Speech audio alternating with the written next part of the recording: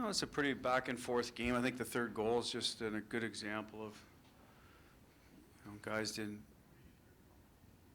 we didn't play winning hockey for whatever reason. It was breakdown in the structure all over the ice. Usually when there's a structure issue, we look at ourselves. Why aren't we getting, do we not get the message across? But you got 5 guys in the ice who've been in the league a long time. So I think the onus has to be shared there as well, that, they have to know their roles, or their routes, in the forecheck, they're defending. And I think that turns the game, right? There's not much going on in the third, probably going to be a chance or two in a game like that. Both teams are mindful of time and score, and we just had a poor forecheck where they came right through our 3 forwards, and then our D, not sure they defended as well as they could, even though there was odd man rush. I'm not going to put it on them, but, and that becomes a turning point. Now you're chasing the game, and in a game that I felt that was, back and forth for the most part. We had the edge in the first, they did in the second, and I got yourself a good hockey game. We kind of pissed it away, to be honest with you, a chance to win. Has there been just too much of that too in the third? I think so. I do. I think there's too much of it in general. Playing winning hockey, not being smart, the mistakes you make at certain times. Like we just, as a group, put us in there. Obviously, we have to do a better job with that. Like you understand where you are in the game, and there's going to be goals that are scored because guys are stronger than you or faster than you, and they make plays, and that happens, calls, whatever. But you got to play winning hockey at the right time, and I think for us, that's where I was asked the other day about our identity. That's when we get away, I think, from our identity, when we start, having those breakdowns that are, to me, they're pretty straightforward. You know, a lot of blown leads this year. You gave up the second goal. Is there any sense of dread, or here we go again? I don't think so. I think our guys, we're okay. It's 2-2 going into the third. We know that we've had opportunities in the second period like they did. We didn't finish them as well as they did, obviously. They're a pretty opportunistic group, but we had our best players at a breakaway 2-on-1, so we certainly had our opportunities. I don't think anybody was, in there panicking or not thinking we could get the job done.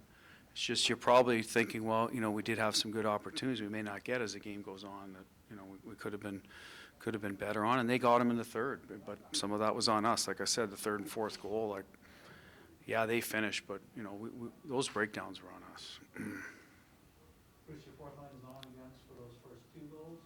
How could they have been perhaps a little tighter in their game? The rebound goal, I think, was icing when everyone was tired, so we lost coverage in front of the net. That's when you want to do a better job in the O-zone leading up to that. We had puck possession down low.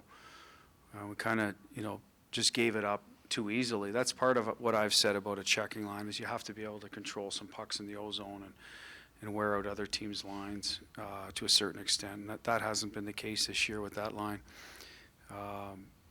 When they've had their issues. I think Nosek does a good job with that. We moved him off that line to give, a different look. So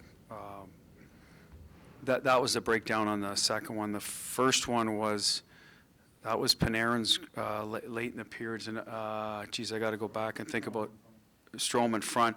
Well, that was a lot of switches going on, and I just don't think we were able to get the puck out at the right time. Again, it was all on the outside, but eventually they broke us down inside, and that's a shared responsibility on that one.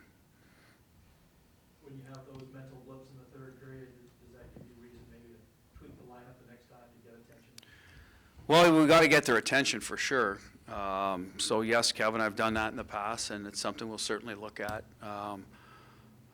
You can't be a role player and be pulling pucks out of your net, on a consistent basis. That won't work. You need to do your part, whatever that is for the team. And if you're down in the lineup, that typically means some of the grunt work and some of the defensive responsibility where, you're working really hard to keep it out of your net.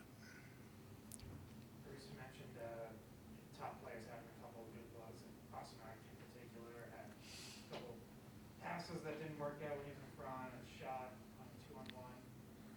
Do you feel like that's puck luck, or is he not really?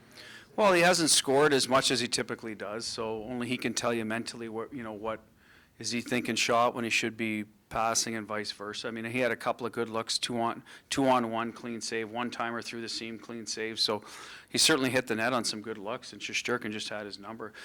In front of the net, I'm not sure there with the Bergie one. I haven't watched the replay of what was in front of him, whether it was a clean shot or he just thought Bergie would have a tap in.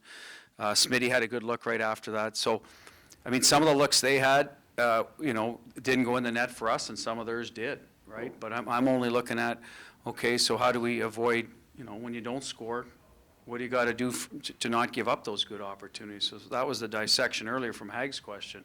We certainly had enough good looks to score our share of goals to win in the third, but at the end of the day, we didn't. What do you have to do? What now in terms of, once you gotta break the film down, but what just on your, immediate hot wash, what do you? Well, we'll go in tomorrow and we'll look at like we typically do. Here's some things we did well.